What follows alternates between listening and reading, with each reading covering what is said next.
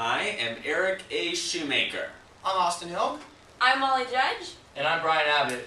And we are Bowling and Billiards. Hi, Bowling and Billiards is a new student bar, community bar located near Gonzaga University's campus in Spokane, Washington. We're unique to bars in the area because we have adult games, which include more pool tables than other local bars, casual bowling, a big projector for big local sporting events, and bocce ball. We focus on casual dining and great drinks with friends. We chose our location in order to develop a bar community much like in downtown Spokane. With Jack and Dan's, Chairs, and Star Bar all nearby on Hamilton, we hope to develop a community-based destination bar district where people can go and enjoy the Gonzaga community. Alright, so we conducted a SWOT analysis for our bar and what it'd be like going into that kind of industry. So the strengths we came up with is we'd be inside the Gonzaga bubble. You know, we'd be right nearby campus, we'd be located near Star Bar, Jack and Dan's, and as well as Chairs. And like we just kind of talked about, it's going to be really close. You know, Hamilton's right there. Students can just get to our bar in a safe manner using the pedestrian crosswalk or the crosswalk at Hamilton and Simtel. And what we're really offering, what we think is the biggest strength that our bar has, is it's going to be a unique atmosphere where it's a Gonzaga-based bar where people can come and watch Zag games and just kind of hang out with friends and be around the Gonzaga community. However, weaknesses that we had was that we have yet to establish a regular customer base, as Jack and Dan's and Chairs may have, where they come to, or Star Bar on Thursday nights, you know, all the students come in for karaoke. We have yet to establish a customer base, a consistent one, such as the other bars have. On top of that, we are going to be mostly hiring Gonzaga students. And one thing that Eric and I came up with was that if we hire too many students, that makes us a homogeneous work group unit, and that can, you know, limit our diversity. So although we want to hire primarily students, we also do want to have, you know, some non-students come in there and kind of mix things up and bring new things so our culture and company can adapt. Okay, this is the second half of our SWOT analysis, the opportunities and threats that we may run into. So we thought this was a big opportunity, being the first Gonzaga-based bar, and that would just, you know, lead to a lot of consistent student customers and potential future relationships with the GU community, meaning, you know, Gonzaga may want to host a social event there. So threats that we may have is, you know, there's a lot of open land around there. They might want to put in, you know, another bar or another, you know, restaurants or things that could take away from our business. And on top of that, traffic through Hamilton can be busy, and that's just, you know, something we have to be aware of. At Bowling and Billiards, we understand that the most important part of our business is developing a staff that is going to be a cohesive unit and it's going to make and break this company. So in order to do that, we've developed some new strategies that approach the job design process a little differently. Let's talk about them. So, we took a motivational design approach in our job design. Most of our jobs are fairly low in skills and what could be considered entry-level labor, lots of server positions, but also positions that a lot of people in the community really value and can excel at. So by beginning with the motivational design approach, it really focuses on the psychological aspects of job design. So we looked at engaging the employees in a community, and then hopefully from this approach we will see higher motivation, which results in less absenteeism and less turnover. And then some drawbacks are that it's inherently less efficient. So, you know, when you have lots of people, when you're really spending a lot of time and effort making sure they're happy, you're going to lose a little bit of productivity. But all in all, we want to develop a community feel. And we want people to be happy here. And we need people to be happy because they're working with our customers all day long. Finally, in order to follow this motivational design approach, and our idea is to create a single position, which brings together all the various components of working at Bowling and Billiards. So we want to have a bartender, busser, server, and fry cook all be one position. So instead of having 4 different people for that, we would still have 4 people, but they would rotate through that job and provide a variety of tasks, a variety of skill sets, and we'd be able to enrich the employees' experience as well as providing a non-redundant task for them to participate in the community. So we put together a quick highlight here of some quick TDRs and KSAOs for this position. Main thing is, there's nothing too much you wouldn't expect here outside of the service industry, or within the service industry, excuse me. It's simple things like being able to make drinks and operate bars. And when we get later into training development, we're going to talk about how we're going to teach employees to do all these tasks. And hopefully this will pay off for us. Alright, so now we're going to talk a little bit about the hiring process that we have at Bowling and Billiards. For recruitment, we're going to try, spread out all across campus and place flyers in buildings such as the new Hemmington Center, Crosby, Jepson, and other Gonzaga buildings. And we're hoping, with that and posting employment opportunities on ZagTracks and our company website, that we will be able to, draw in the right amount of students to replace any vacancies we have in our bar staff. And so for our hiring process, we're going to have a structured interview with 2 different managers so they can compare their results, and it's going to have a rating scale so we can have not any biases in terms of hiring people that our staff or managers may be familiar with. We want to hire the people that are the right people for our bar. And going along with that, we would prefer to hire people that have worked in a restaurant or bar kind of like atmosphere, but we have no issues with hiring people for their first job. And we did some research with that, and it's 18 years old, so basically any freshman, just about any freshman can work at our bar because it's 18 to handle and make drinks. Alright, so now we're going to talk a little about motivation and compensation for our employees. How can we get our employees to give their full 100% effort and really dig into their work, and also what compensation rewards them in the best ways possible. Alright, first off, to get our employees really engaged and motivated about their work, we feel that it's really important to identify, resources and the priorities that they need to accomplish. Make sure their job is, designed well so they know what they need to get done. Additionally, we want to really place the goal setting and equity theory in like a high priority and know that our employees are aware about that. And by doing how we're going to do that is we're going to have our managers meet with each and every employee every month, and when each new employee is hired, we're going to have them write down goals they want to accomplish while they're working for us, as well as career goals when they move on after working for us. And what's going to happen is each month, like I said, managers are going to meet with the employees and they're going to discuss these goals and see how they have reflected upon them, and have they done the right things to strive towards them, or can they take a different approach to achieve that goal. So we just want our employees to be aware of their goals and make sure they're setting the right kind of goals that will drive their work ethic to get their job done and they're performing at a high level. The equity theory comes into play with kind of our job rotation that we have going at the bar, with the bartenders, bussers, servers, and the cooks kind of swapping positions every now and then. And we think it's important that this job rotation is going on because it makes everyone see that they are the same position, but they just rotate positions. And we're hoping that creates an insight where everyone sees somebody doing a position that they do the same thing, like we're all working together here kind of status.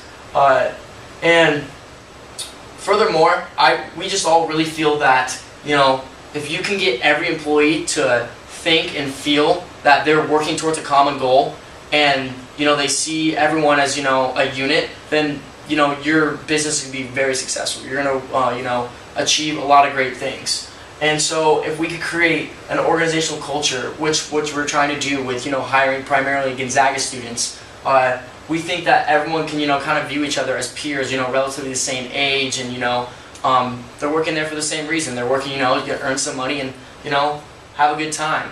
So last thing we want to touch on is the engagement, and the way we really feel like we're going to achieve that to its full potential is making sure everybody is doing their job when they're bussing, or they're serving, or they're bartending. That rotation is really going to come in handy for helping people be really engaged and doing their positions when they're called to do it upon. So if you're doing a shift as a bartender, you're hopefully going to be just as engaged when you're doing the busing, just because we really feel that the sharing of tips between those jobs is really going to see everyone working towards the best possible service, so we can accumulate the most tips that we can all split. Alright, so now we're going to go into discussing the perks and the rewards that our employees will receive for working for bowling and billiards. And we thought that giving them a sturdy hourly wage of $16 an hour will please them, and then not have them thinking all the time of getting a promotion or increasing their hourly wage if it's already set at a decent standard. On top of that though, they are only going to be receiving $14 from each paycheck, with an additional $2 going towards paying for student loans, grad school, further education expenses. That's what the $2 is going towards. And if it's an employee that does not work or go to school, it's not a student at Gonzaga, then we want that $2 going towards a retirement fund for them, or anything that they need to save up long term, helping out pay off a car loan or home equity loan, any of that. We just want to be setting aside a certain amount of each paycheck to help employees save and think about the future, because it's more than just what you're getting now kind of aspect. And on top of that, we're going to offer a free meal at Sodexo each week. Doesn't matter student or not. If they have a meal plan already, that's fine. Maybe we'll compensate that, and we'll give them some dining dollars instead to go to Subco or the Zagenwagen or something like that. And on top of that, we're going to offer drinks half off whenever you come into the bar. If you're an employee, then you get half off any drinks when you're not working there, and you come in to the bar for a drink or so with some friends.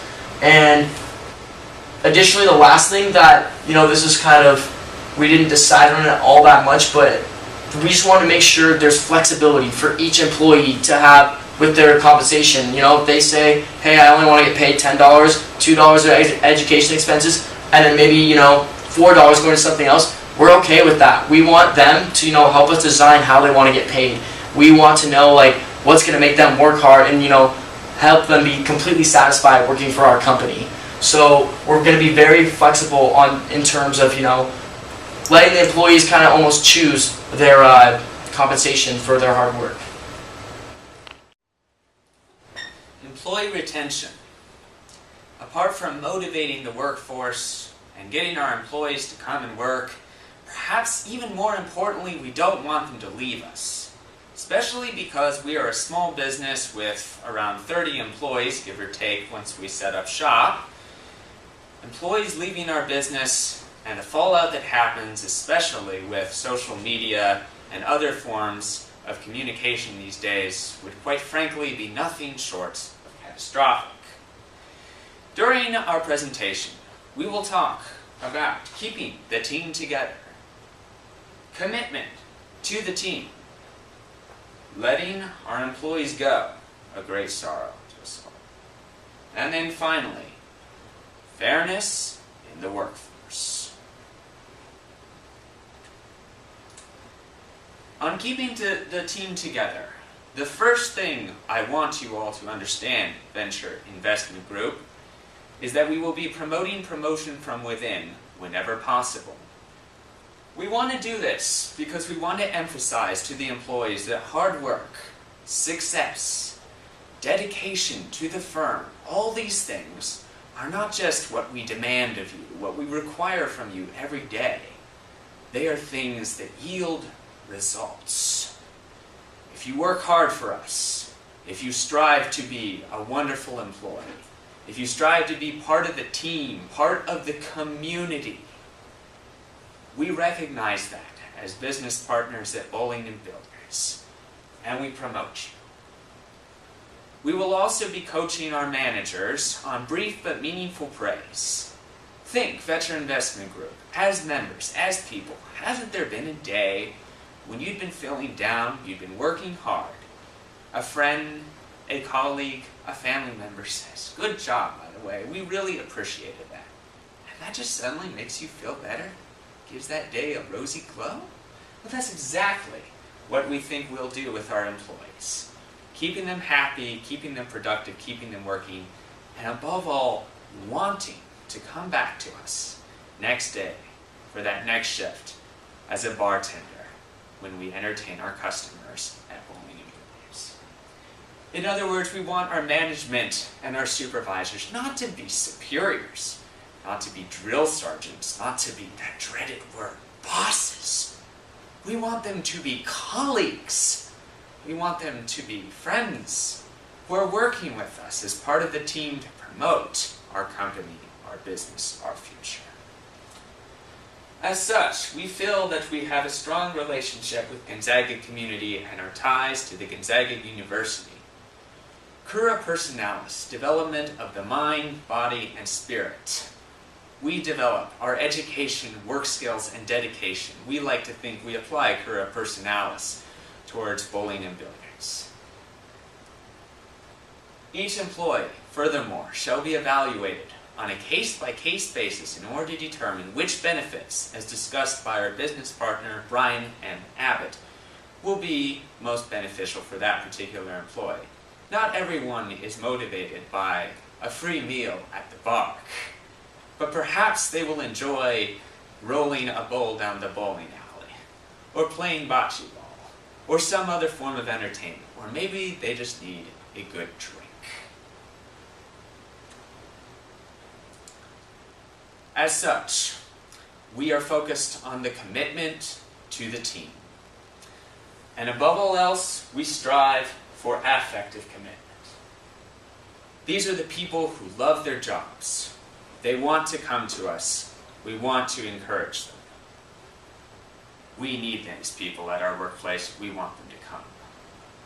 The second type of commitment, the one we desperately want to avoid, is continuance commitment. This is when our employees are coming not out of love for the jobs, not even for a loyalty to the business, but they're afraid of losing their jobs. They're afraid of a turbulent economy and an unpredictable marketplace. If we meet these employees and we feel that they are having trouble, we want to ask them why. What can we do as managers and as partners for the firm to help you? Please ask us. The last thing we want to do is to have to resort to discipline. Finally, we will also talk about normative commitment. These people staying with our firm out of a sense of loyalty or obligation. We need to monitor these people and employees and make sure they do not fall later on into continuance commitments, which we want to avoid if at all possible. Unfortunately, as you doubtless know, Venture Investment Group is not always going to work out. So what happens when you have to go through the painful process of letting your employees go? Well, of course, like every other firm, we have offenses which, if we see in our employees, could force us to let them go. Harassment is a special category of offense for which mild cases will not necessarily lead to the termination of the employee. We will treat it on a case-by-case basis. We will give the employee a chance to review his or her case, and of course the other individual in the aggrieved party to review his or her case. Physical violence towards other coworkers, fraud, physical violence towards customers, arson, theft, numerous other offenses. If material in nature, of course we will terminate the employee. But above all else, we will always make sure there is a third-party review. We will give each person a chance to state their case, and we will make judgments based on the evidence as I follow. Adequate notice, fair hearing, judgment based on evidence. If employees have the opportunity to understand why they are being let go, if we give them a chance to review their case, if we present the evidence by a fair and non-biased party, ultimately those employees are less likely to retaliate against our firm later, and they are less likely to say ill about us in the future. Thank you. Okay, now we're going to talk about performance appraisals and the process we're going to go about when evaluating our employees' performance. So for developmental decisions, we've decided to use an MBO. Since we do have a goal-oriented strategy and we want people to have goals and want to really attain those goals, it's a really good method to use because then people can establish their goals and then check up, which we would want to do every 4 to 6 weeks. Just have the manager sit down with the employees and kind of go through a debrief. Let them know how they're doing, how close they are, rate them on a scale of 1 to 5 of how close or how far away they are from attaining their goal, and then really give advice on to what they can do better and how they can attain their goal. So if it does happen that the goals are met, since we want to have a community-based atmosphere, we want that benefit to be the opportunity to get additional hours by mentoring people who haven't reached their goals and kind of letting them shadow them and kind of be a good what a star employee would look like. And so that's a good example for the rest of them too. And then for the people whose goals aren't met, then they do have the opportunity to have somebody to shadow so that they can have a better understanding too of what they're doing to reach their goals and etc. And for evaluation decisions, we thought it would be best to use a BARS, which would happen every 6 months or so. The thing is, with a service industry, it is basically based on behavior. It's a low-skilled jobs for the most part, and since we do want such a positive atmosphere with a lot of individuals with great personalities and can really cater to the customers, we want to make sure that we're able to highlight behaviors that are good and bad and work on that. And within that too, we can highlight specific categories that we think are especially important. So this BARS would be based on 4 categories of teamwork, innovation, job dependability, and job knowledge. Feedback within these categories would come from yourself, which they would already have to do because we do have the MBO. Also from their peers and a supervisor. Since we do have a job rotation, peers will really have a good understanding of every single job that they're doing and how well they're doing it, especially because in the service industry, you really are depending on your coworkers to pull their weight and have a very good understanding of the type of behaviors that they have. And then within the self, peer, and supervisor, we take the average of those ratings, and then within that, if in any of the 4 categories they have a 4.7 to a 5, then you get additional benefits. This could be such things as, half off drinks, anything, just any benefit. Also with that, with employees who aren't doing as well, from a 2.7 to a 3, instead of being on probation, we just ask that they take additional training sessions that must be taken. And, within the category, for example, if it is in job dependability and they have a problem with showing up on time, then, we just say, it's obviously hard to take a training course in that, but, it'll be enforced that you have to come to work on time from now on, such that. And then probation will be enforced if any category is 2.7 or below.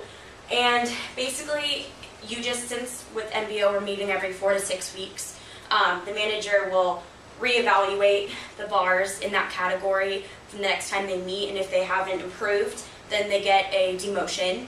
And then if they still, by the next MBO, don't improve, then they will be asked to leave. Not only do we want to provide a fun entertainment venue for our customers, but we would like to develop our employees and give them new skills to be able to handle their jobs more efficiently and be able to produce a greater bottom line for our company. So we'd like to talk for a few minutes now on how we're going to make our team better through training and development exercises. We have a few ideas we'd like to implement, including weekly meetings, and we're going to cover today new member group training, as well as we're going to discuss the manager's role in the training process. Let's begin. Every week, we will have a team meeting from all shifts. Every employee who is hired and working for our company will get together and discuss what happened that week at work. They will talk about common issues in the workplace. They will talk about new products we might be unveiling, new drinks. We'd like to foster this community of employees and develop connections within them by having a drink of the week, which we can teach them all how to work on a new beverage to give to our customers. We'd like them to deal with common problems together and not just complain to their employer or not take an active role in making those problems disappear.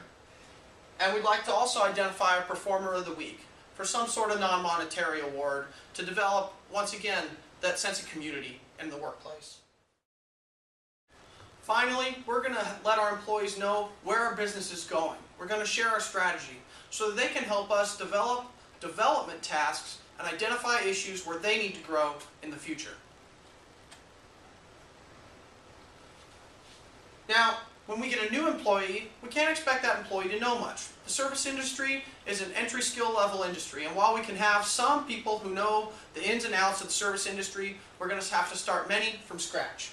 So, we're going to involve job coaching, where your employees teach other employees the ropes, how to work in the service environment, how to serve drinks, interact with customers, and that community that we've developed through our other strategies will really come to play here in allowing the new employees to be mentored by the old employees.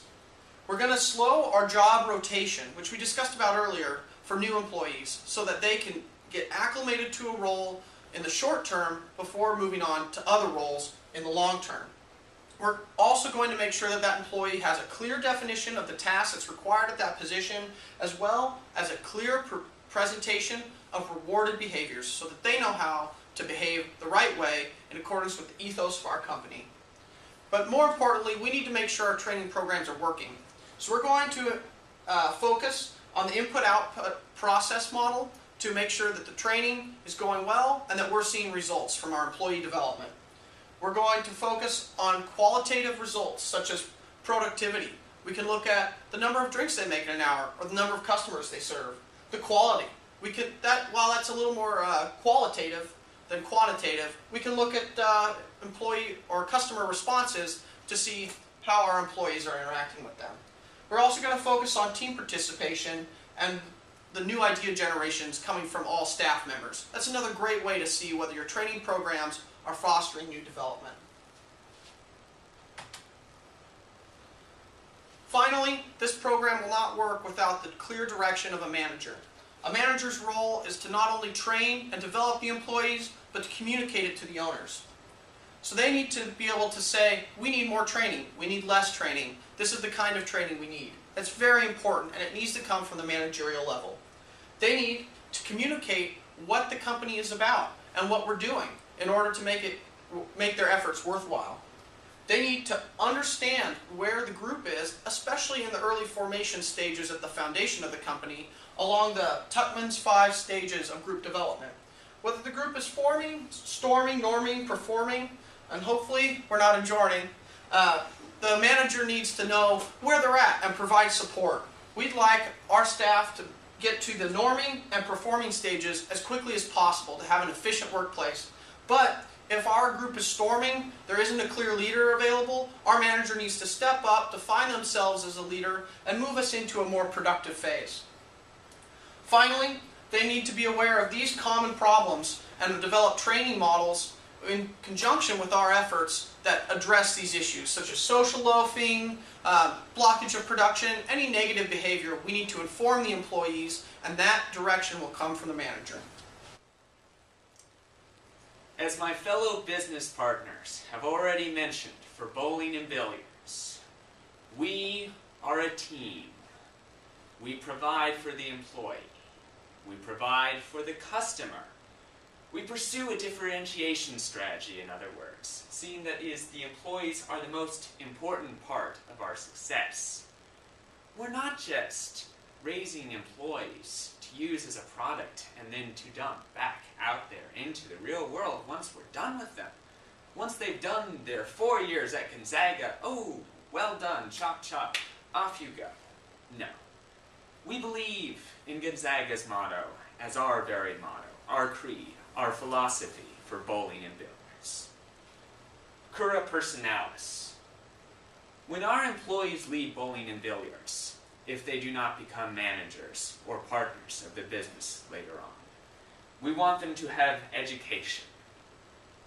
We will have $2 of our pay, as mentioned earlier by our bowling and billiards partner Brian, dedicated to furthering their education to furthering their further development in the future as a productive member of society.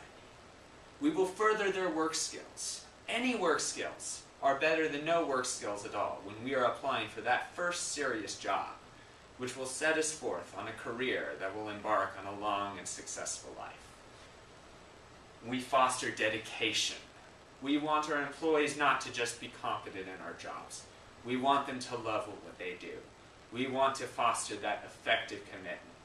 We want to foster that sense of coming to our work because we want to be there. In other words, ladies and gentlemen, we are not just a business.